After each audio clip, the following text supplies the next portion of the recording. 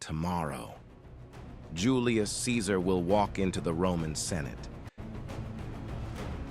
and he will be murdered. Rome is still at peace. Citizens fill the street. Senators pass through the forum, and Caesar prepares for another day of power. But something has already begun. In the year 44 BC, the city of Rome stood at the center of a vast and powerful republic. Nearly 1 million people lived in the capital, filling its streets with merchants, soldiers, politicians, and ordinary families.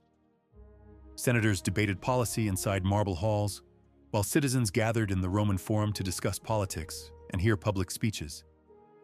Yet beneath the daily routines of Roman life, the Republic was facing one of the most dangerous political crises in its history. At the center of it all stood one man, Gaius Julius Caesar. Born into an ancient but financially struggling noble family, Caesar spent decades building power through politics, alliances, and military success. He was intelligent, charismatic, and fiercely ambitious. Early in his career, he gained popularity with the Roman people through public works projects, lavish games, and bold political reforms. But his greatest fame came during the Gallic Wars. Beginning in 58 BC, Caesar led Roman legions into the vast territories of Gaul, which include much of modern France and Belgium. For nearly 10 years, he commanded brutal campaigns across forests, rivers, and fortified tribal settlements. Roman soldiers constructed bridges across massive rivers, built fortified camps each night, and fought fierce battles against Gallic tribes.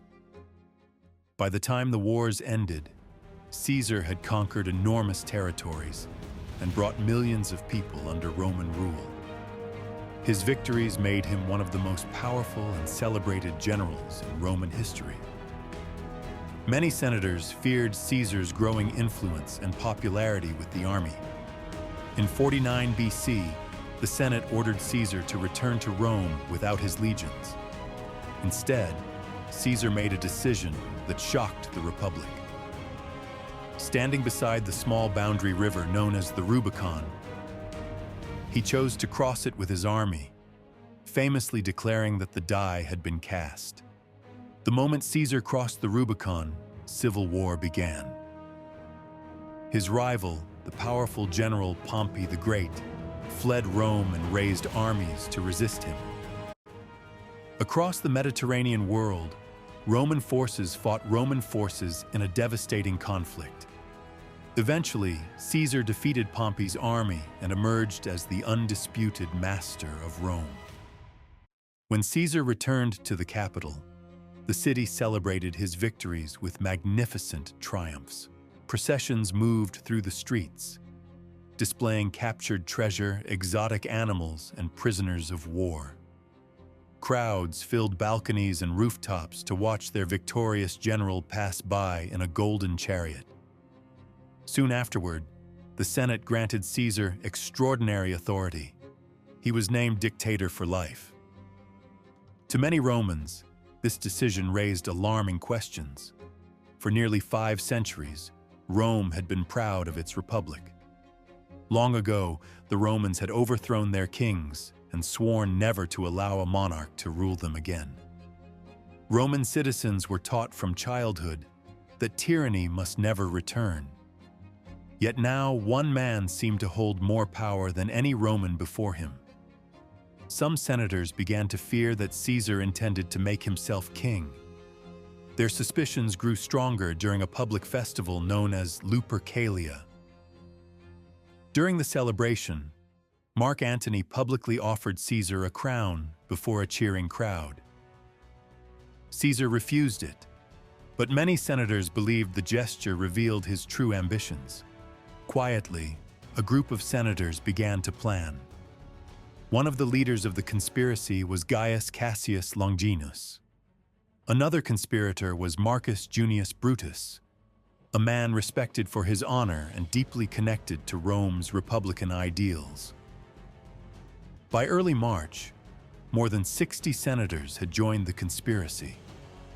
They chose a day already marked on the Roman calendar, the 15th of March, known as the Ides of March. Ancient writers later recorded warnings before that day arrived. A soothsayer reportedly told Caesar to beware the Ides of March, but he dismissed the warning. Even on the morning of the Senate meeting, his wife Calpurnia begged him to stay home after troubling dreams. But Caesar went to the Senate anyway. The meeting was held near the theater of Pompey. Inside, the conspirators waited. As the session began, one senator approached Caesar with a petition. As he read it, the others moved closer. Suddenly, the attack began. Blades struck from every direction. Ancient sources say Caesar was stabbed 23 times. When he saw Brutus among the attackers, he stopped resisting, took his cloak, and covered his face. Moments later, he collapsed at the foot of a statue of Pompey. The most powerful man in Rome was dead. The conspirators believed they had saved the Republic, but news of Caesar's death spread quickly, and the people of Rome reacted with shock and fear. At his funeral, Mark Antony delivered a powerful speech that stirred the crowd.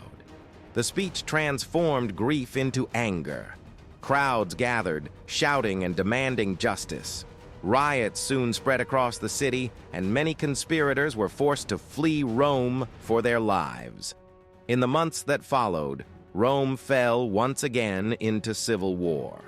Caesar's adopted heir, a young man named Octavian, began gathering supporters. Eventually, Octavian formed a powerful alliance with Mark Antony and another leader named Lepidus. Together, they hunted down Caesar's assassins and defeated them in battle. Yet the violence did not end there. Over the next several years, more wars followed as Roman leaders fought for control of the Republic. In the end, Octavian emerged victorious. In 27 BC, he was given the title Augustus and became Rome's first emperor. The conspirators who had hoped to restore the Republic had achieved the opposite of their goal.